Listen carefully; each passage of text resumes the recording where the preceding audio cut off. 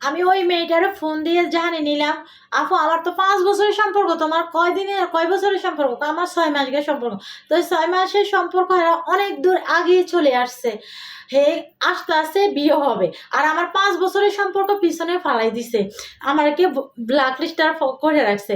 তা আমি তারে বলছি, দেখা আমার বাড়ি নোয়াখালী, আমি ঢাকা থাকি, জব করি, তা আমার আত্মীয় স্বজন আছে, মান সম্মানের ভয়ে আমি কোনো কিছু বলতাছি না, করতেছি না। ও যখন বলছে ওর হাজব্যান্ড ওরে নিয়ে জান্নাতে যাবে, তখন আমি কথাগুলো বলে দিছি।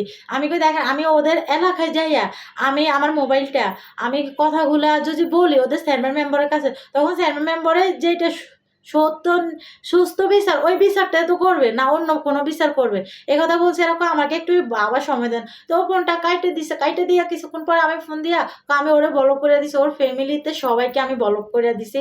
আমার আত্মীয় স্বজনের লগে যতজনের যোগাযোগ আছে সবাইরে আমি বলে দিব ব্লক করে। আমি কই না আপু কথাটা শোনো, আমার কথা শোনো, কয় না আমাকে এখন আপনি ডিস্টার্ব করবেন না।